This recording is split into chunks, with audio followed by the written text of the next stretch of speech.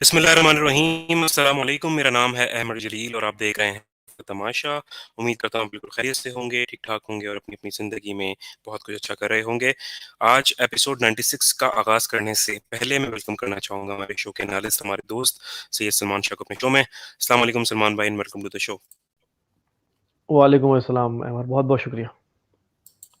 जी जनाब, सबसे पहले आज बहुत एक दिलखराश एक वाक़या हुआ है तुर्की, सीरिया, लेबनान में जहाँ पर अर्थक्वेक आया है और उस अर्थक्वेक ने तबाही जो है मचा दी है। ज़लज़ले के बारे में जो अर्दोग़ान हैं तुर्की के सदर, उन्होंने कहा है कि ऐसा कोई डिज़ास्टर 84 साल में नहीं आया है पूरी कंट्री में और तकरीबन जो रिपोर्ट्स मिल रही हैं अब तक की कि 2600 लोग इसके अंदर जो है वो इंतकाल कर गए हैं और इसके साथ-साथ बहुत सारे लोग जो हैं वो बेघर हो चुके हैं। तकरीबन 1700 से 1800 जो इमारतें हैं, स्पेशली तुर्की में बहुत ज़्यादा जो वहाँ पे तबाही हुई है, तो जो इमारतें हैं वो वहाँ पे तबाह हुई हैं। तो हमारी कंडोलेंसेस तमाम तर लोगों के साथ है जिन्होंने और उनकी फैमिलीज़ के साथ, और इस दुःख की घड़ी में हम अपने जो हमारे मुस्लिम ब्रदर्स हैं तुर्की, सीरिया, लेबनान, इनके साथ हम खड़े हैं। अल्लाह ताला इनको इस मुश्किल से निकाले और ये बहुत ही मुश्किल वक़्त है और हमें बहैसियत कौम इसमें जो है वो बढ़-चढ़ के साथ लेना चाहिए। तो आज सबसे पहला टॉपिक जो हमारा है वो उसी के ऊपर हम बात करेंगे कि जो तुर्की और शाम में और लेबनान में जो ज़लज़ले की तबाहकारियाँ जो चल रही हैं, ये क्या वाक़ई ये एक एक पहलू हमारा सोचने का है कि क्या वाक़ई ये ज़ाहिर है अर्थक्वेक जो है वो एक नेचुरल एक डिज़ास्टर होता है। तो क्या ये तवातुर में जो चीज़ें बढ़ती चली जा रही हैं, तो क्या इसके अंदर कहीं न कहीं टेक्नोलॉजी का कोई अमल दखल तो नहीं है? ये एक पहलू भी है जिसके बारे में आज हम बात करना चाहेंगे। तो सलमान भाई, आपने देखा ये है कि पाकिस्तान में भी जो अभी सैलाबी जो रेला आया था जिसके अंदर बहुत ज़्यादा तबाही हुई है और अभी तक भी हम उससे रिकवर नहीं हुए और आने वाले वक़्तों में शायद बहुत ज़्यादा टाइम भी लग जाए।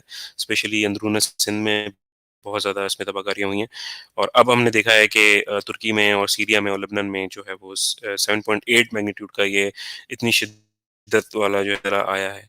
तो आप क्या समझते हैं कि क्या ये कोई अनयूजुअल सी चीज़ है कि इतने कम अरसे में इतनी ज़्यादा तवातुर में जो कुदरती आफ़ात आ रही हैं, तो आप क्या समझते हैं इसका कोई और एंगल हो सकता है? जी। जी अहमद, बहुत बहुत शुक्रिया। अहमद, सबसे पहले तो ये है कि बहुत बहुत अफ़सोस और हमारी ताज़ियतें हमारे टर्किश और सीरियन और लबनानी भाइयों के लिए, भाई बहनों के लिए और उन फैमिलीज़ के लिए जिनका जाली और माली नुकसान हुआ है। और नहायत ही अफ़सोस का मुकाम है। और जो आपने बताया, जो डेड टूल जहाँ तक पहुँच गया है और जो लोग ज़ख्मी हैं, जो इमारतें तबाह हुई हैं और ओवरऑल जो इंफ्रास्ट्रक्चर तबाह हुआ है और ख़ास तौर पे जो जानी नुकसान हुआ है, वो भी इर्रिपेयरेबल है। तो हमें बहुत अफ़सोस है और पाकिस्तान और पाकिस्तानियों की तरफ से इस तुर्फ़ा तमाशा के तवज्जुह से हम जो है वो अपने तुर्क भाइयों को, अपने सीरियन भाइयों को, शामी भाइयों को और लबनानी भाइयों को पाकिस्तान की तरफ से ये एहसास दिलाते हैं कि जहाँ तक हो सकेगा पीपल टू पीपल कॉन्टैक्ट की शक्ल में या हो गवर्नमेंट टू गवर्नमेंट की शक्ल में हम कोशिश करेंगे कि अपने भाइयों की मदद कर सकें हर लिहाज से, चाहे वो इखलाकी हो, चाहे वो माशी हो, किसी माली हो, किसी भी लिहाज से, सियासी हो, किसी भी लिहाज से हम मदद करने की उनकी कोशिश करेंगे। और उनकी जो ये से है, वो इनकी जो आवाज़ है वो पूरी दुनिया तक पहुँचाएँगे ताकि दुनिया उस तरफ मुतवज्जह हो और टाइमली जो है वो इसका इदराक हो सके। लेकिन ये बहुत बड़ा सानिया है, मैं आपको बता रहा हूँ, बहुत कैटास्ट्रॉफ़िक है, डेवास्टेटिंग है। देखकर ऐसा लग रहा है कि ये जो है वो कोई क़यामत बर्पा हुई है। 7.8 मैग्नीट्यूड रिक्टर स्केल पे बहुत ज़्यादा होता है। अगर जिन लोगों को पता हो ये बात, बहुत ज़्यादा होता है 7.8। और जैसे कि आपने कहा कि ये तो वाक़या हो गया है, लेकिन ये हम सब के लिए आप देख रहे हैं कि तवातुर से इस तरह की जो है वो बातें हो रही हैं।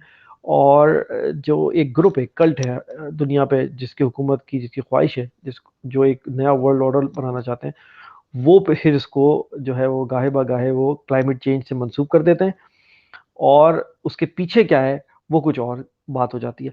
तो पहले तो मुसलमान मुल्कों की क़यादत में साइंस और टेक्नोलॉजी और रिसर्च का ये आलम होना चाहिए कि पहले तो ये डिटरमाइन कर सकें अहमद, जैसा कि आपने कहा तमीम में, कि भाई पहले पहले तो ये पता लगे कि ये कोई आफ़ात है, ये कोई जो है एक्ट ऑफ गॉड है जिसे कहते हैं अंग्रेज़ी में, ये कोई कुदरती आफ़ात है या कुदरती आफ़त अगर नहीं है, तो अगर ये नहीं है, तो फिर ये मैन मेड कोई डिज़ास्टर है बनाया हुआ। तो फिर मेन मेड अगर है, तो क्या पॉसिबिलिटीज़ हो सकती हैं? हम कोई कॉन्स्पिरेसी थ्योरी आपको नहीं बोल रहे, हम सिर्फ़ आपको दावत दे रहे हैं कि आप सोचना शुरू करें इस पहलू पर भी और हमेशा नाइव बनकर ये मत सोचा करें कि बस ये हो गया।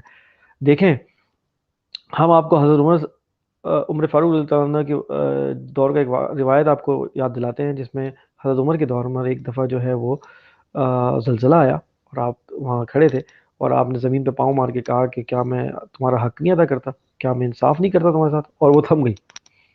एक तो हमको पहलू ये मिलेगा, क्या हम अपने माशरों में इंसाफ कर रहे हैं तमाम मुसलमान ममालिक से, 57 मुसलमान ममालिक से, और बाकी जहाँ भी है हम अपने मुसलमान ममालिक से इसलिए मुखातिब है कि they are the ones who believe in the book of God और आप सल्लल्लाहु अलैहि वसल्लम की सीरत पर। तो पहले तो उनसे मुखातिब हो रहे हैं हम कि क्या आप अपनी जो है वो रियाया के साथ, जो गवर्नमेंट्स हैं, अपनी रियाया के साथ, अपनी ज़मीन के साथ आप इंसाफ कर रहे हैं। पहला सवाल तो ये है। अगर आप नहीं कर रहे तो हज़रत उमर रज़ियल्लाहु अन्हु के दौर की रिवायत के मुताबिक उन्होंने ये रीज़न बताया कि क्या मैं तुम्हारे साथ इंसाफ नहीं करता, ज़मीन को मुखातिब करके कहा है। बाय द वे, हज़रत उमर ने एक दफ़ा जो है आपको पता ही होगा कि दरिया नहीं बहता था तो वहाँ पर वो बल्ली देते थे, तो वहाँ पर भी आपने एक ख़त लिखा था उस दरिया को, और आपने कहा था ये ख़त जो है दरिया में डाल देना, और दरिया बहना शुरू हो गया था। तो अल्लाह वालों की पावर को अंडर एस्टिमेट ना किया करें, और वो क्यों ना करें, क्योंकि उनके पास अल्लाह ताला ने बसीरा दी है। पहली बात तो ये हमारा अलमिया ये है अहमर, हम इस तरह के अहले बसीरा लोगों से जो है वो हमारा माशरा महरूम हो चुका है। समझ रहे हैं आप? सही कह रहे हैं, बिल्कुल, जी। जो कि समझ जाते थे, देखिए मैं वहीं ला रहा हूँ आपको, जो समझ जाते थे कि ये कुदरती आफत है या जो लोगों को क्रिएट करदा जो है वो डिजास्टर है। पहले तो आप ये फर्क कर लेना। अच्छा, अगर ये कुदरती आफत है तो फिर आपको ये बात सोचना पड़ेगा कि क्या हम अपनी अपनी जगहों पे, अपने अपने जहाँ हमें जो भी जुरिस्डिक्शन हमें मिली हुई है, क्या हम वहाँ पे इंसाफ कर रहे हैं? तो फिर तो सवाल ये आ जाता है।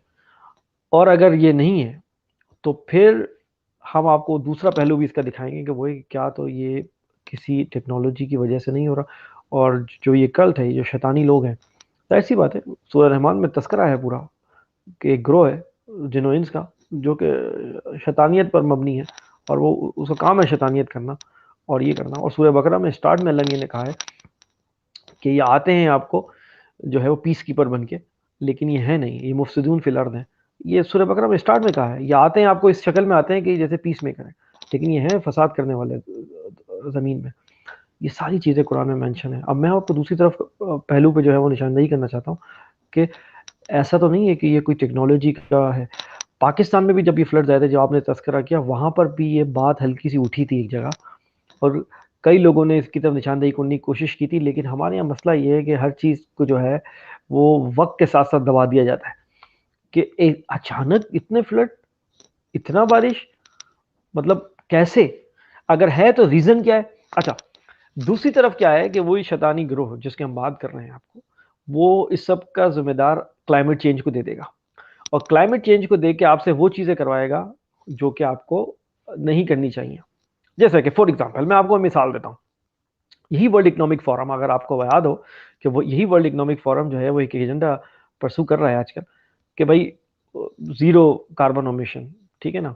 कार्बन एमिशन जो है वो आप ज़ीरो करें सर। हालांकि सबको पता है, और ये बेसिक साइंस जिसने पढ़ी है उसको पता है कि कार्बन डाइऑक्साइड हमारे एनवायरनमेंट के लिए ज़रूरी है। बिल्कुल। ठीक है, कार्बन डाइऑक्साइड जो ये आपके प्लांट्स हैं और पौधे हैं, ये बेसिकली इनहेल करते हैं ये कार्बन डाइऑक्साइड। तो जीरो कार्बन इमिशन का क्या मतलब है? क्या आप बिल्कुल कार्बन डाइऑक्साइड खत्म करना चाहते हैं, कार्बन बिल्कुल जले ही नहीं, खत्म हो जाए, तो फिर ये कैसे सर्वाइव करेंगे? बेसिक साइंस है। दूसरी बात, यही वर्ल्ड इकोनॉमिक फोरम के लोग जिनमें आपको बढ़ चढ़ के आगे नजर आएंगे, बिल गेट्स और ये सारे कार्ल शॉब, और आपने नाम सुने होंगे सारे, ये सब एजेंडा टो कर रहे हैं। इनकी ये जो जिस जेट में सफर करते हैं, वो अगर जो एक उड़ान भरता है, जो वो जेट, आपको पता है वो कितना फ्यूल बर्न करता है और कितनी कार्बन इमिशन होती है? शायद आप और मैं, अगर इनका एक जो है वो टू वे अगर ट्रिप लगा लिया जाए, शायद हमने पूरी जिंदगी में इतना जो है वो कार्बन बर्न नहीं किया होगा जितना ये एक ट्रिप में कर देते हैं। जी, बिल्कुल, आई थिंक। ठीक है, और फिर ये एडवोकेसी करते हैं इस बात की कि जीरो कार्बन एमिशन। कॉन्ट्राडिक्शन और पैराडॉक्स तो यहीं पर ही है, तजाद तो इनकी अपनी बातों में है। मैं सिर्फ अपनी ऑडियंस को और हमारे जो व्यूअर्स हैं, हम उसको सिर्फ निशानदेही करते जा रहे हैं कि यार देखें, आप ये जरा निशानदेही करते जाएं, और ये कैसे होगा? कुछ नहीं करना, आपने रिसर्च करनी है, आपने सोचना है, और वहां से आपको पता लग जाएगा, पहलू निकलना शुरू हो जाएंगे। अच्छा, दूसरी बात ये कि जो हम अर्थक्वेक में बात कर रहे हैं टेक्नोलॉजी की, देखें मैं टेक्नोलॉजी के बाद उस साइंटिफिक रीजन पे भी आता हूँ कि अर्थक्वेक आता क्यों है जरा, तो आज हम जरा बता सकें कि ये क्यों है। देखिए टेक्नोलॉजी जो है ना, इस तरह की टेक्नोलॉजी डेवलप हो चुकी है, आप सब ने, व्यूवर्स ने बहुत नाम सुना होगा, जबान ज़द आम है, सबको पता है ये बात, हार्प टेक्नोलॉजी का। हार्प टेक्नोलॉजी के बारे में कहा जाता है कि हाँ, हार्प टेक्नोलॉजी के बारे में कहा जाता है कि उसकी पूरी कैपेसिटी है अर्थक्वेक बर्पा करने की। और ये जो आप बात कर रहे हैं, ये जो आप फ्लैश कर रहे हैं, ये किताब है वगैरह लिखी हुई है इसमें, ये पूरी किताब लिखी गई है इसमें। अगर आप देखें, अगर इसको आप इसको मैक्सिमाइज करा सकें तो टाइटल लोगों को पता चल सके कि पूरा जो है, ये देखें, climate as a weapon of war, देख रहे हैं आप, हथियार के तौर पर क्लाइमेट को कैसे यूज किया जाएगा, ये किताब है पूरी, आप देखें। तो हमारा सिर्फ आपको बताने का मकसद ये है कि आप रिसर्च करें, कोई कॉन्स्पिरेसी थ्योरी नहीं है। देखें आप किस तरीके से जियो फिजिकल वेपन्स, क्लाइमेट मैनिपुलेशन और war without firing a single shot, देख रहे हैं आप। अब उस कंट्री को अगर जहाँ ये आप क्लाइमेट टेररिज्म कह सकते हैं, उसको वेदर टेररिज्म कह सकते हैं, क्लाइमेट टेररिज्म कह सकते हैं, जो आप मर्जी इसको नाम दे दें।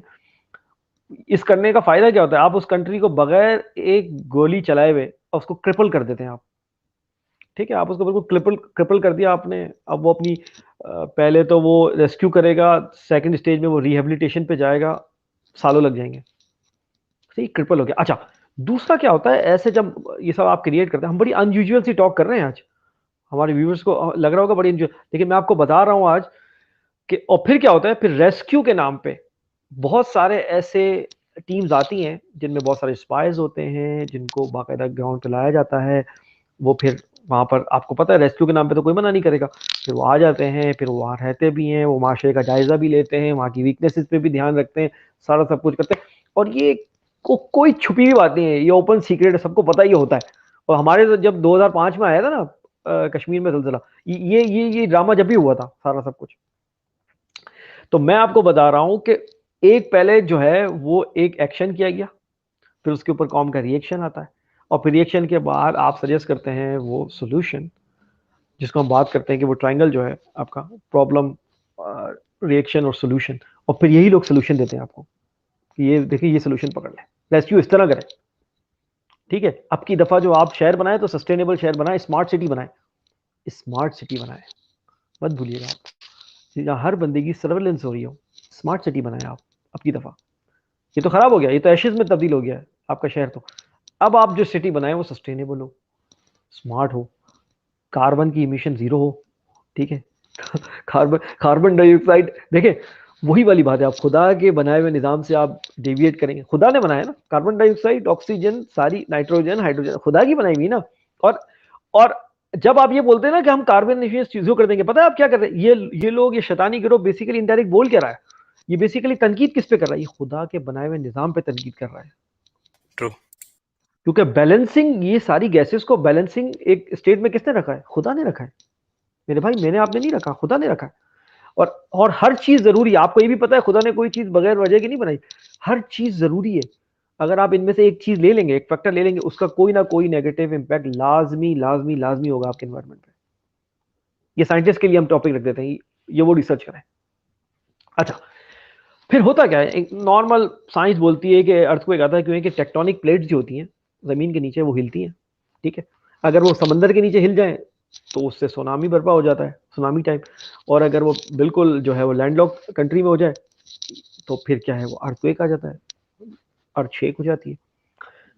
ये लोग ये नहीं समझते कि ये टेक्टोनिक प्लेट्स वहीं क्यों शेक हुई, इसके पीछे की जरा बात नहीं करते हैं।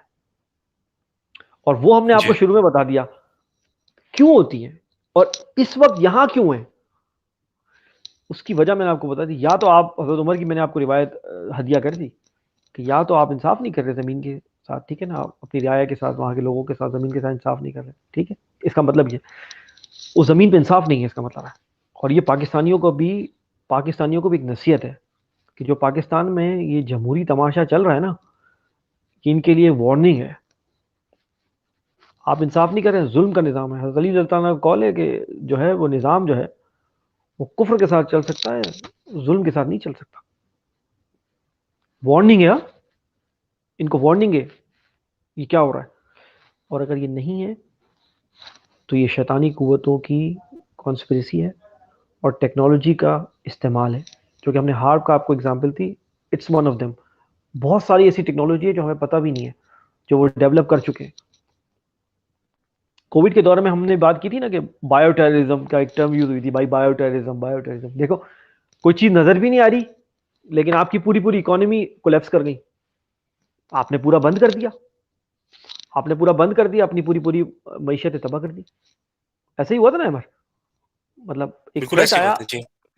और किसी कुछ लोग थे जो ये समझ रहे थे कि यार मुकम्मल बंद नहीं करना, मुकम्मल बंद नहीं करना, मुकम्मल बंद नहीं करना। उनमें से एक जी, इमरान खान था, इनको ये बात दिमाग में कहीं, उनका जो है ना सिक्स सेंस ये बात बोल रहा था कि यार ये कुछ गलत हो रहा है, ये कुछ, हर असबाब आपको चारों तरफ से न्यूज ये मिल रही थी कि नहीं बंद करो भाई, पूरी दुनिया बंद हो गई, आप भी बंद करो, लेकिन सिक्स सेंस आपको कह रही थी उसकी कि नहीं बंद नहीं करना यार, बंद करेंगे तो कैसे होगा, मतलब माशी तौर पर तबाह हो जाएंगे। ठीक है ना, ये बात आ रही थी ना। अब आपको जो है, अब आपको देखें फिजिकल जो आपको वेपन नजर आया, जैसे कि मैंने आपको ये किताब का भी फ्लैश कराया, और बाकी तो पूरा लिटरेचर है हार्प टेक्नोलॉजी पे। मैं हम बोल रहे हैं अपने व्यूअर्स को, आज जाएं हार्प टेक्नोलॉजी के बारे में थोड़ा सा सरसरी ही पढ़ लें, पता करें ये क्यों यूज हो रही है। और ये, इसको बाकायदा टैग किया जाता है अर्थक्वेक के साथ, कि ये अर्थक्वेक में, अर्थक्वेक लाने की वन ऑफ द रीजन है जहां पे ये लाते हैं, और बाकायदा टेस्ट हो चुका है ये सारा सब कुछ। और क्लाइमेट में इंजीनियरिंग करने के लिए, री इंजीनियरिंग करने के लिए ये यूज होती है। तो क्या आज हमारे मुसलमान मुल्कों में वो साइंटिस्ट है ही नहीं, वो साइंसदान है ही नहीं, जो पहले तो ये तो डिटरमिन करें कि भाई हमारे साथ कोई हाथ हो गया है, या ये कुदरती आफत है, कम से कम इसके दरमियान कोई लाइन तो खींच सके कि पता लगे भाई ये हुआ है, ये हुआ है। जी बिल्कुल, ये मैं आपको ऐसे नहीं बता रहा, ये देखिए डूम टेक के नाम से, USA earthquake weapon, Nikola Tesla design, harp truth. अब ये कॉन्स्पिरेसी थ्योरी डिकोडेड, ये आप देखें, बिल्कुल। ये मैं आज सिर्फ, हम अपने व्यूवर्स को ये बोलेंगे कि भाई आप जाके जरा रिसर्च तो करें, खुदा का वास्ता रिसर्च तो करें, क्योंकि मेन स्ट्रीम मीडिया आपको कभी नहीं बताएगा, मेन स्ट्रीम मीडिया आपको कभी भी इस तरह के हकाइक नहीं बताएगा। अगर ये कुदरती आफत है, तो वन ऑफ द रीजन तो हजरत उमर की रिवायत से वाजह है कि आपने अपनी जमीन में इंसाफ कायम नहीं किया। Okay, period. लेटनेस तो है ना कहीं ना कहीं। और इधर वे, अगर आप इधर आते हो तो दुश्मन अगर आपके खिलाफ कॉन्स्पिरेसी करते हैं, तो आप क्या साइंटिफिक तौर पर रिसर्च रिसर्च में आप इतने पीछे रह गए कि आपको पता ही नहीं है कि आपके साथ कौन क्या, मतलब वो वाली बात हो गई कि इनविजिबल हैंड्स आपके साथ गेम कर रहे हैं और आपको पता ही नहीं, क्योंकि कोई नजर ही नहीं आ रहा, और आपको क्रिपल कर दिया जाता है सालों के लिए। और माशी तौर पर भी आप क्रिपल होंगे, इंफ्रास्ट्रक्चर तबाह होगा ही होगा, जानी नुकसान भी हुआ, माशी तौर पर भी सालों तक। कश्मीर में आपको पता है कब तक रिहेबिलिटेशन का काम चलता रहा था, 5 से 10 साल लग गए थे। बिल्कुल। मैं वहां लास्ट टाइम करीब गया था, तो मुझे बताया था कुछ घर अभी भी ऐसे हैं जो अंदर है, वो नहीं निकाले जा सके, खत्म। वहां पे उन्होंने, लोगों ने खत्म कर दिया, कि इतनी मुश्किल जगहों पे वो बने हुए थे कि लोगों ने, मतलब वो अंदर ही है जब से 2005 से। तो ये, तो हमें इस इन लाइंस पे सोचना पड़ेगा। ये कोई कॉन्स्पिरेसी थ्योरी वाली बात नहीं बता रहा मैं आपको भाई। कॉन्स्पिरेसी थ्योरी तो वो होती है ना कि आपने कोई, मैं कोई मन घड़त बात उठा दूं, आप जाएं, पूरा लिटरेचर पढ़ा हुआ है, खुद रिसर्च कर रहे हैं, सोचें समझे। सिर्फ इनविटेशन हमारा ये है कि आप सोचें, थिंकिंग कैप्स अपने ऑन करें, सोचें, रिसर्च करें। और हमारे जो साइंसदान हैं, मुझे तो समझ में नहीं आ रहा कि कोविड के दौर में मैंने देखा था हमारे डॉक्टर्स ऐसे हो गए थे बिल्कुल जैसे तोते नहीं होते, जो वर्ल्ड इकोनॉमिक फोरम से आ रहा था, जो सीएनएन से आ रहा था, वो बीबीसी से आ रहा था, ऐसा लग रहा था वो माउथ पीस बने हुए हैं उसके ना, मतलब उनका अपनी सोचें बिल्कुल माउफ हो गई हैं। अल्लाह ताला ने हर इंडिविजुअल को सलाहियत दी है सोचने की, और आप तो फील्ड में बंदे थे। वो ज्यादा डर, वो मुझे तो डॉक्टर ज्यादा डरे हुए लग रहे थे आम आवाम से ज्यादा। मैं गवाह इस बात का, मैंने तो देखे लोग। मैं एक जगह चेकअप कराने गया, उस दौर में मैं आपको अपनी मर्जी की बात बताऊं, मैंने देखा कि डॉक्टर जो है वो बायो सूट में था, वो जैसे स्पेस में नहीं होता, स्पेस सूट होता, बाकायदा बायो सूट में थी। वो मुझे कहने लगी कि खातून थी किसी दूसरे मुल्क की, मैं नाम मेंशन नहीं करूंगा, वो इतनी डरी हुई थी, मुझसे डरी हुई थी। मैंने बोला भाई मुझे बुखार हो रहा है, आप इतना क्यों डर रही हैं, मैंने उनको कहा। फिर उन्होंने दो चार अपनी प्रिकॉशन लेके फिर जो है वो अपना एक बायो सूट, एक उसके बाद भी शील्ड लगी हुई थी, और वो इतने डरे हुए लोग, मतलब आप कैसे इलाज करोगे जब इतने आप डरे हुए हो। तो कहने का मतलब ये है कि किस चीज ने आप लोगों को रोका हुआ है साइंस और टेक्नोलॉजी में। साइंस और टेक्नोलॉजी की रिसर्च आपको किसने लिखा हुआ है? पूरे यूरोप को इनलाइटन किया है मुसलमान साइंसदानों ने। ठीक है, मैं इसी हफ्ते एक हमारे स्कॉलर को सुन रहा था, उन्होंने कहा था कि इमाम गजाली ने जो तफसीर लिखी थी कुरान की, मुतअद्दिद जिल्दों पर, वो अंदलूसिया की लाइब्रेरी में रह गई और वो हमसे छिन गया। पता है कितना बड़ा हमारा लॉस हुआ है, कितना बड़ा हमारा लॉस हुआ है। और इस तरह की बहुत सारी किताबें, और अल्लामा इकबाल ने तो पूरा शेर इसमें पूरी शायरी की है। वो जब वो अंदलूसिया गए, स्पेन गए, तो उन्होंने बाकायदा मस्जिद कुर्तबा खुलवाई, और मस्जिद कुर्तबा खुलवाने के बाद सान उन्होंने, लिया। जी, अजान भी दी और वहाँ पे 2 रकात भी पढ़ी, और उसके बाद उन्होंने शेर जो लिखे अशाले को, उन्होंने कहा है कि अपने आबा की किताबें देख के मुझे रोना आ रहा है कि मुझे अपनी आबा की किताबों तक एक्सेस नहीं है। समझ रहे हैं आप? ये इकबाल की, ये है इकबाल का, ये है। किसी मुल्ला का रोना देखा है आपने कभी ऐसा? कभी मुल्ला को किराया करते हुए देखा है ऐसी बातों में कि मेरे आबा अजदाद की किताबें जो है वो मैं खुद एक्सेस नहीं कर पा रहा? कभी मुल्ला को देखा है आपने इस तरह रोते हुए? वो लगा हुआ है तफरकेबाजी में, बस। मुसलमानों को आगे ले जाने की जो ख्वाहिश है, मैं आपको इकबाल का वाकया बता रहा हूँ। इकबाल का रोना क्या है, आप पढ़े वो नज़म जो उन्होंने लिखी है। उन्होंने कहा कि मेरे आबा की किताबें देख के मेरा सीना जो है वो जल रहा है, मेरा खून खोल रहा है कि मेरे को, मुझे मेरे ही आबा अजदाद की किताबों तक एक्सेस नहीं है। ये होता है स्कॉलर, ये होती है वो सोच जो मुसलमानों को आगे लेके जाती है, और लेके गई थी, हमने आज़ादी ली थी इस तरह की सोच के बाद। आज तो बिल्कुल ही कुछ नहीं है, तफरकेबाजी, एक दूसरे पे तकफीर के बस वो चल रहे हैं कि भाई तू काफिर, तू काफिर। मतलब अजीब और गरीब इन्वायरमेंट बना दिया है। और मैं आपको इनवाइट करता हूँ, आप चले जाएं उर्दू बाजार किसी भी, हुँ, कराची के, और आप बोले मजहबी किताबें, मेजोरिटी ऑफ मजहबी किताबें एक दूसरे पे जो है, एक दूसरे पे तनकीद पे लिखी जा रही है आजकल। कोई तामीरी बात जो है ना वो आपको मुश्किल ही इल्ला माशाल्लाह कोई मिलेगी।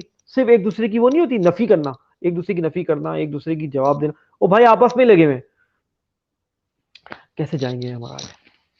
इस तरीके से तो नहीं जाएंगे। तो बस आज इस टॉपिक पे हम ये बात करेंगे आखिरी मुख्तसर, कि हमें, हमारे लोगों को ये बात सोचनी चाहिए कि ये कुदरती आफात है। पहले तो ये तो डिटरमिन करें ये कुदरती आफात है, ये हमारे साथ कोई हाथ हो गया है। ये तो कम से कम हमारा साइंटिफिक इतना तो, हमारा जो इतने साइंसदान है वो एलिजिबल होने चाहिए।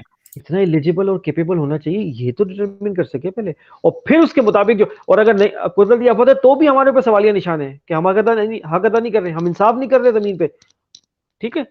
और दूसरी बात यह है कि अगर ये नहीं है, तो फिर इन लाइन पे भी हमें सोचना चाहिए कि हमेशा ये मत समझना चाहिए कि बस हमारे साथ ही होता है ना?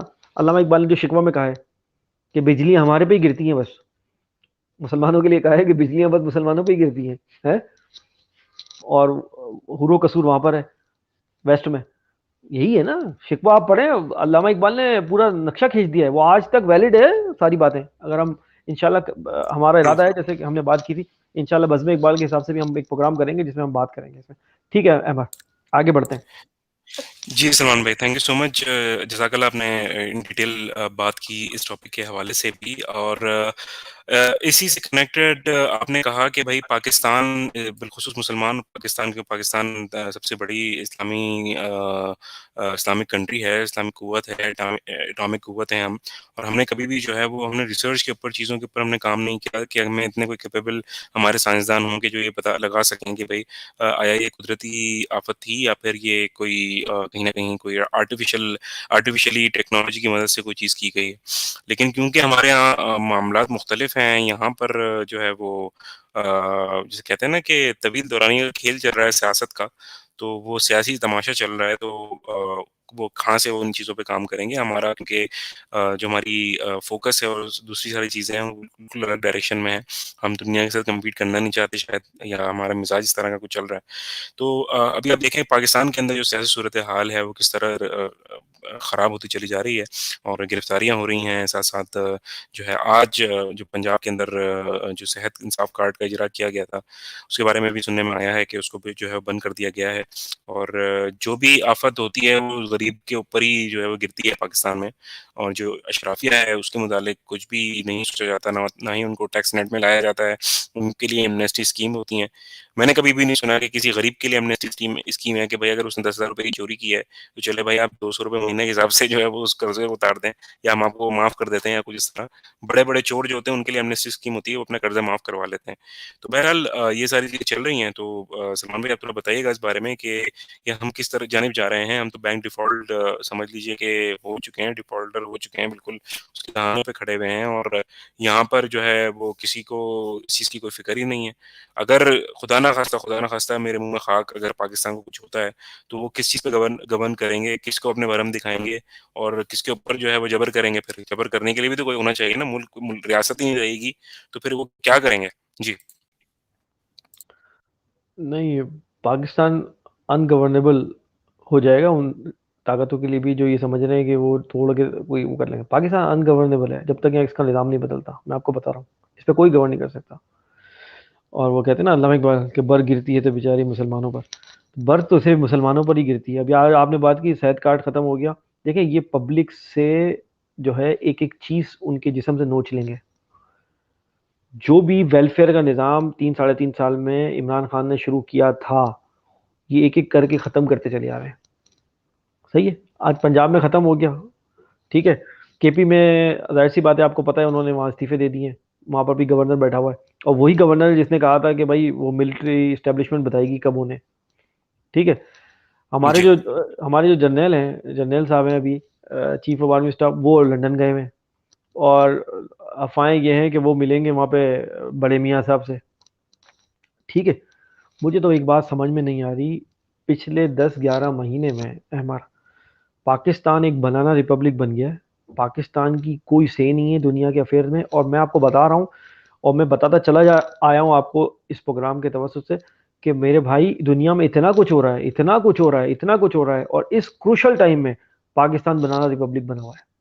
जहाँ हमारी से होनी चाहिए थी, जहाँ हम बहुत सारी अपना इन्फ्लुएंस यूज कर सकते थे, जहाँ हम अपने नेशनल इंटरेस्ट को परसू कर सकते थे, इतना अपॉर्चुनिटी और सब कुछ निकल रहा है लेकिन हम क्या हैं, हम अंदर ही दस्तों गिरेबां हैं।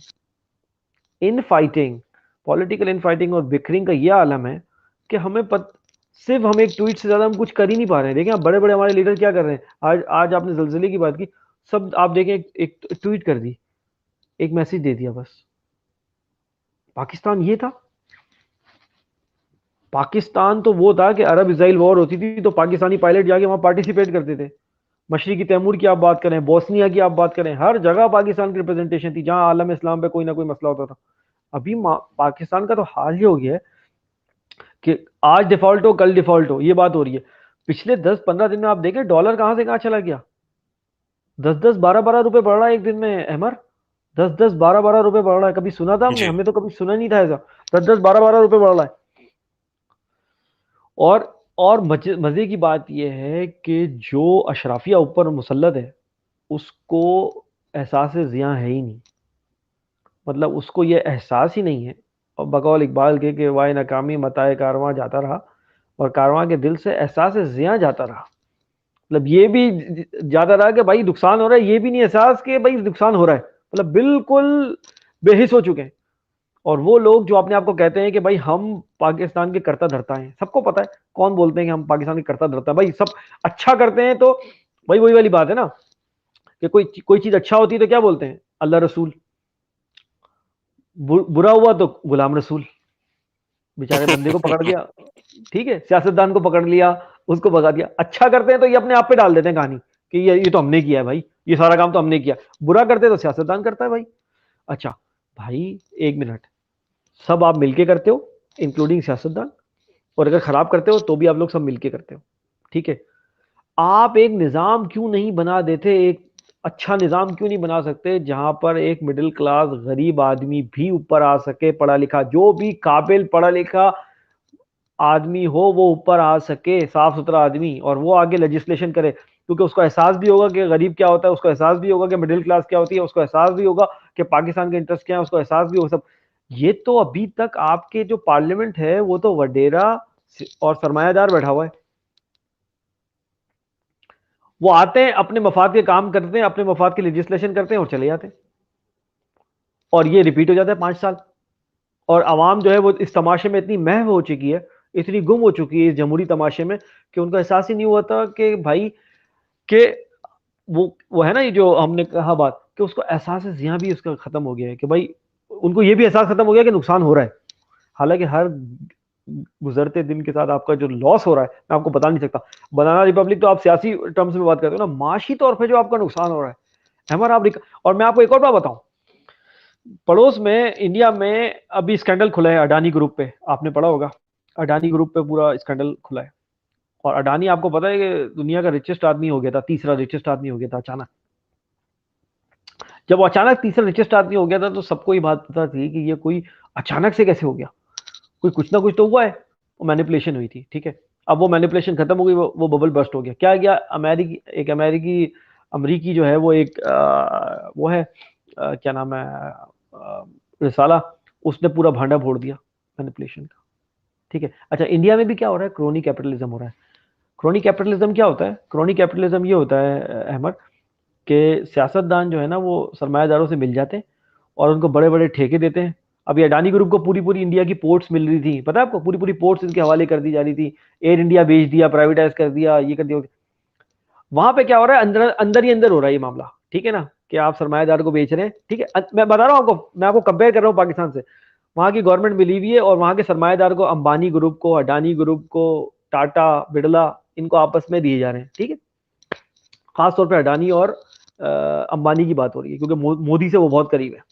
हमें अपने पड़ोस का भी ख्याल रखना है, देखिए डोमिनो इफेक्ट होता है, आप याद रखें, ये जी। सब ख्याल रखें। लेकिन हमारे यहाँ क्या हो रहा है, आज जो मीटिंग हुई है आईएमएफ से आपकी, आईएमएफ ने बोला है भाईजान प्राइवेटाइज करो फौरन। पूरी लिस्ट पकड़ा दी उन्होंने आपकी, स्टील मिल समेत। हाँ, स्टील मिल उसमें काबिल जिक्र है। एक स्टील मिल है पाकिस्तान की जो आपने रशिया की जी। मदद से बनाई थी, और उसको भी आप मुर्गियां बेचना चाह रहे हैं। आप अंडों को छोड़ के अब आप मुर्गियां बेच रहे हैं। बोलो भाई मुर्गियां ही बेचो, खत्म करो, गेम ही ओवर करो ना। पहले तो अंडे बेचते थे, अब मुर्गियां बेचो। पहले तो आप उसका आउटपुट बेचते थे, उससे रेवेन्यू लेते थे, अब तो बोले आप बेच दो। आईएमएफ ने बोला है जल्द से जल्द निष्कारी करो इसकी। अच्छा, अब ये सारे मुआहदे हो जाएंगे, आईएमएफ के प्रेशर पे हो जाएंगे। अगर इमरान खान आएगा भी तो मुझे आपको पता है कि क्या होगा उसके पास। उसके पास सिर्फ मसाइल नहीं होंगे, ये सारी चीजें पड़ी होंगी जो पिछली गवर्नमेंट मुआहदे करके गई हुई होगी। मैं आपको जी। अभी याद दिला रहा हूँ, ये गवर्नमेंट जो मुआहदे कर रही है ऐसे नहीं कर रही, ये सब कुछ आप, अब तो आपको पता लग गया ना ये सब प्री प्लान हो रहा है। अंदरूनी और बैरूनी करेक्टर मिले हुए हैं। ये तो आपको पता लग गया ना कि आईएमएफ का आना, उसकी शर्तें लगाना, आर्मी चीफ, ठीक है। और ये जो जुल्म हो रहा है, शेख रशीद जैसे बूढ़े आदमी को धक्के दे दे के मार रहे हैं, और ठीक है काला कपड़ा उड़ा के ऐसे ला रहे हैं। कुलभूषण को नहीं लाते काला कपड़ा उड़ा के, ये इन लोगों को ला रहे हैं, अपने बंदों को। जुल्म हो रहा है अपने बंदों पे, अपने ही गिराते हैं नशेमंद पे बिजलियां, देख रहे हैं अमर, अपने ही गिराते हैं नशेमंद पे बिजलियां, देख रहे हो आप। और वो जो मंकी पकड़ा गया था स्पाई, उसको कोई जी। नहीं, उसको कहते हैं, उसके तो बोले इंसानी हकूक की बुनियाद पे उसको तो एक्सेस दिला दो, उसकी तो फैमिली, उनका बस नहीं चल रहा, उसको डिफेंस में बंगला देके उसको फैमिली को लाके इधर रख लें कि भाई आप किराया फ्री यहाँ पे चलो, कोई आपको रेंट फ्री चलो, आप कोई मसला नहीं, आपको हम देंगे ना, आपको आपको खयाबान शहर में बना के देंगे मकान, क्या मसला है। वैसे खयाबान शहर से कोई मेरा मसला नहीं है ना कोई याद, ना मेरी कोई याद जुड़ी हुई है। वो खयाबान शहर इसलिए याद आया था कि वो मुस्तफा कमाल को भी उन्होंने वहीं लाके पहले बसा दिया था कि बोले यहाँ रहो आप। तो उन्होंने बोला यार आप तो नॉर्थ नाजाबाद में किराए पे रहते थे, इधर रहते थे, उधर रहते थे, और अभी डिफेंस डायरेक्ट सीधा सीधा। तो भाई होता है, जिसपे इनायतें हो जाती हैं तो फिर हो जाता है। तो कोई मसला नहीं है, आपको 4,000 गज का भी बंगला मिल जाएगा रहने को, कोई आप मसला नहीं है आपको। तो कहने का मतलब है भाई, ये क्या चल रहा है, ये कौन सा जमहूरी तमाशा है, और कोई लिमिट है इसकी। मतलब कहीं जाके तो ठहरेगी भाई। गाड़ी ब्रेक फेल हो गई है अहमर, इसको आप एग्जाम्पल लें, गाड़ी ब्रेक फेल हो गई है भाई, कोई दरख्त से टकराएगी, कोई दीवार से टकराएगी, कोई दूसरी गाड़ी से टकराएगी, खाई में जाएगी, कहीं तो उसका एंड है ना, कोई मंतकी, भाई कहीं तो कुछ होगा ना। अवाम अब ये बोल रही है कि भाई कहीं तो एंड होगा ना। अवाम अवाम इस कसम पुरसी की आलम में आ चुकी है कि अवाम बोल रही है कि अब ये जो ब्रेक फेल वाली गाड़ी है ना, वो टकरा जाए किसी से, वो दरख्त से टकरा जाए, वो दीवार से टकरा जाए, वो दूसरी गाड़ी से टकरा जाए, ठीक है, और वो खाई में गिर जाए, एक दफा फाइनल हो जाए, ताकि हम वहां से फिर शुरू करें तरीके से काम। अनसर्टेनिटी सिचुएशन से जो है ना वो आवाम बिल्कुल पक गई से है। पक चुकी है, हिजान की आलम है। और हिजान का जो आलम होता है ना, ये हिजान का जो आलम होता है, ये ऐसा होता है कसम पुरसी वाला कि इसमें बंदा बोलता है यार बस किसी करवट बैठ जाए ऊंट, वो कहते हैं ना किसी ऊंट किसी करवट बैठ जाए बस यार, बस खत्म हो। और इस सारे जो है जमहूरी तमाशे के दरमियान इमरान खान को मुझे मुझे समझ नहीं आ रहा कि कौन उनको नाइव बंदा जो है वो ये मशवरे दे रहा है। वो कह रहे हैं कि 90 दिन में अगर आपने इलेक्शन नहीं करे, अच्छा 90 दिन में भी अभी पूरे कोई जो है ना वो 60-70 दिन बाकी है। जी, जी। 60 60 दिन तो कम से कम बाकी है, क्योंकि वो बोले 25 दिन हो गए तकरीबन। तो 60 दिन 65 दिन बाकी है। वो कह रहे हैं 90 दिन में नहीं कराए तो हम जेल भरो शुरू करेंगे। यार मुझे समझ में नहीं आ रहा, ये कौन उनको मशवरे दे रहा है। पाकिस्तान के लिए एक एक घंटा कीमती है। ये कौन उनको अगला माइलस्टोन दे देता है, उससे अगला दे देता है, उससे अगला दे देता है, और ये पीडीएम वाले अपने केसेस वेसेस माफ करा के आईएमएफ से डीले करके हर गुजरते दिन के साथ कोई ना कोई पाकिस्तान के लिए खड्डा खोदते चले जा रहे हैं, माइंस लगाते चले जा रहे हैं, माइंस लगाते चले जा रहे हैं। और यहाँ पे इमरान खान साहब डेट दे रहे हैं 90 90 दिन बाद की। अरे भाई, एक एक घंटा कीमती है। ये कौन आपको मशवरे दे रहा है? और वो भी जेल भरो। जेल, मैं आपको बता रहा हूँ, जेल भरो से गवर्नमेंट को कोई फायदा नहीं होगा, कोई नुकसान नहीं होगा गवर्नमेंट को। वो सबसे पहले बोलेंगे अच्छा आपको जेल भरनी है, आ जाओ भाई जमान पार्क से स्टार्ट करो। मरियम नवाज ने तो अपने जलसे में बोल भी दिया है कि जमान पार्क से स्टार्ट करो, कोई मसला नहीं, आ जाओ। आपको तो अडियाला भेजे सबसे पहले। उनको तो अच्छा लगेगा ये विजुअल कि इनको भाई कायदे आजम तो नहीं हुए थे, कायदे आजम को तो जेल जाना पड़ा था। जरूरी नहीं है ये। आप स्मार्टली खेलें भाई, आपके पास मिसालें मौजूद हैं, आप स्मार्टली खेलें। और दूसरी बात ये, इससे ज्यादा इफेक्टिव टूल जो कि जेल भरोसे भी पहले हो सकता है, मैं आपको फिर बता रहा हूं, कहीं ना कहीं ये बात आने वाली है, बातगश्त आने वाली है इस बात की। सिविल नाफरमानी। आपने टैक्स, बिजली के बिल सब बंद कर दें आप। ट्रैफिक के कानून, पुलिस, नॉन कोऑर्डिनेशन, एक दूसरे के लिए नुकसान नहीं करें, आवाम एक दूसरे का नुकसान नहीं करे, एक दूसरे का कोई नुकसान नहीं करे। गवर्नमेंट की मशीनरी से नॉन कॉपरेशन खत्म। सिविल नाफरमानी मानते ही नहीं आपको, खत्म। आप इलेजिटिमेट गवर्नमेंट हो, इंपोर्टेड गवर्नमेंट हो, मुसल्लत किए गए हो वहां पे, पाकिस्तान के खिलाफ काम कर रहे हो, खलास, दैट्स आउट। जेल भरोसे बहुत ज्यादा इफेक्टिव है ये। हिंदुस्तान लेकिन पाकिस्तान सलमान की भाई, इसकी एग्जीक्यूशन कौन करेगा सलमान भाई? आवाम करेगी। ये तो सबसे आसान काम है हमारा, इसको आवाम तो किसी वैसे को। इतने हिस्सों में बटी हुई है सलमान मैं भाई, आपको तो बता किस रहा हूँ तरीके बटे, से? मैं आपको यही बता रहा हूँ। लीडर लीडर का काम क्या होता है? लीडर का काम ये होता है कि अवाम को किसी एजेंडा के पीछे लाके खड़ा करना, ठीक है ना? इस टाइम पे भी अगर आप ये नहीं कर सके, मैं बता रहा हूँ, हुनूस दिल्ली दूर है अहमर, अभी 60 दिन अभी बहुत बहुत दूर है। मैं आपको बता रहा हूँ, यह जो हमने टाइटल रखा है आपको, एहसास जिया हमारा खत्म हो गया है। हमें ये नहीं एहसास हो रहा है कि हमारा नुकसान कितना हो रहा है। दुख ये है कि हमें एहसास जिया खत्म हो गया है, हमें ये नहीं पता लग रहा हमारा जी। नुकसान कितना हो रहा है गुजरते दिन के साथ। ये अगर प्राइवेटाइज वगैरह ये सब कुछ कर देंगे, रुपये को वैसे ही इन्होंने ओपन मार्केट में 300 का बिक रहा। आपको आपको पता है ये गाड़ी कहां जाके रुकेगी? ये 60 दिन, मैं कांप जाता हूं ये सुन के कि 60 दिन मजीद इसी सिचुएशन में रहना पड़ेगा आपको अगले। और फिर जेल भरो। और जेल भरो से मैं बता रहा हूं, गवर्नमेंट तो बड़ी खुश होगी कि सबसे पहले वो इमरान खान को पकड़ेगी कि आपको जेल भरनी है, आ जाओ सबसे पहले, तो आप आ जाओ ना बेटा। भाई यही तो वो चाह रहे हैं, इसको बंद करना। और मैं आपको फिर बता रहा हूं, आज ये वो दौर नहीं है, ये आजकल का कोई दौर है। आपको कुछ खिलाने में दे दिया, आपको कुछ सुंघा जी। दिया, आपको कुछ इंजेक्शन ठोक दिया, आपको बेहोश कर दिया,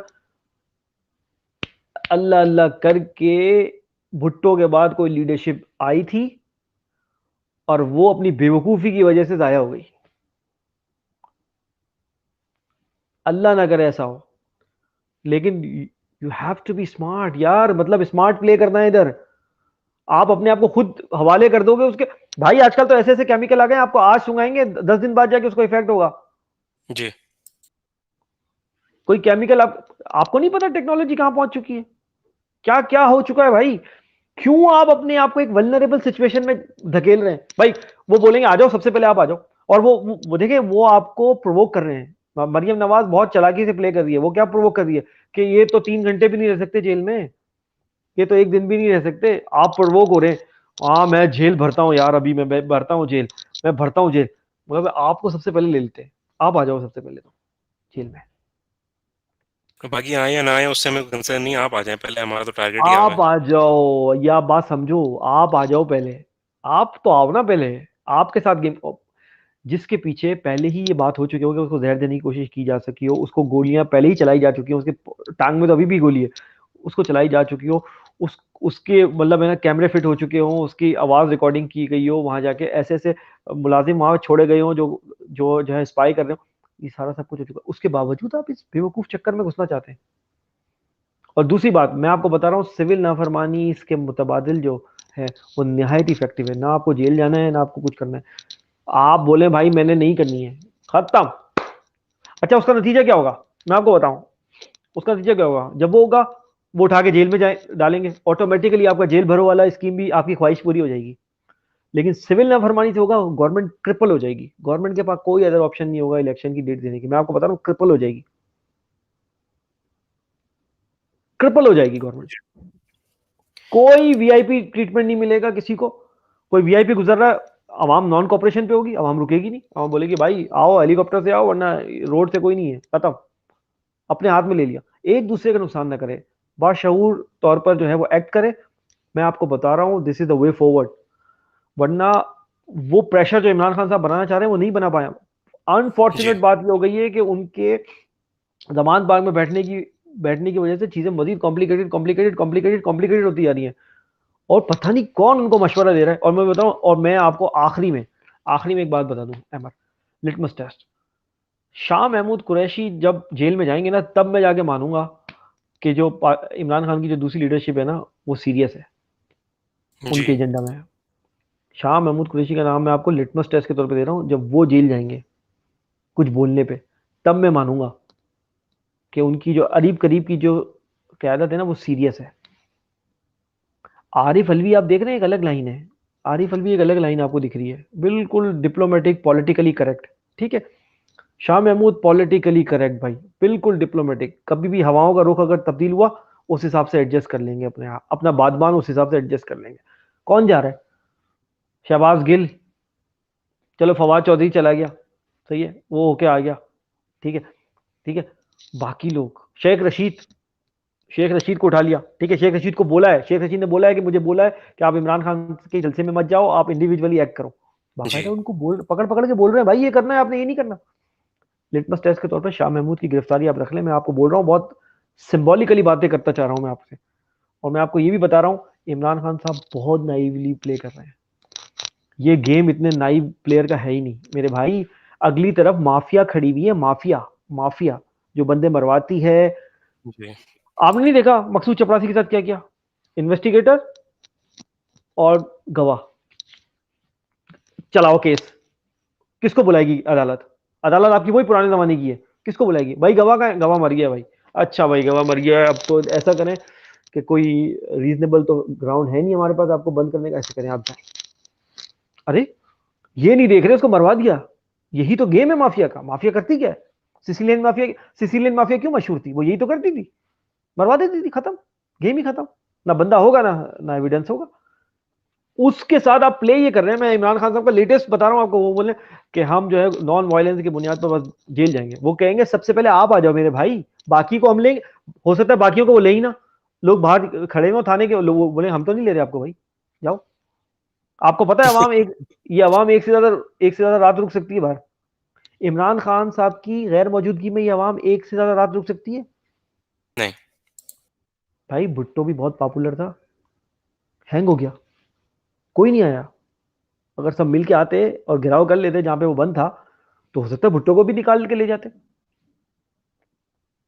मैं आपको बताऊं बस आखिरी बात करूंगा, बातें बहुत करने की, इनकलाब फ्रांस के दौरान आज भी वो बेस्टाइल डे के नाम से मनाते हैं, नेशनल डे के नाम से मनाते हैं वो, फ्रांस में पता है क्या हुआ था, जेल तोड़ कर ले गए थे इनकलाबी, अपने बंदों को जो कि जेल में बंद थे उनको जेल तोड़ के निकाल के ले गए थे।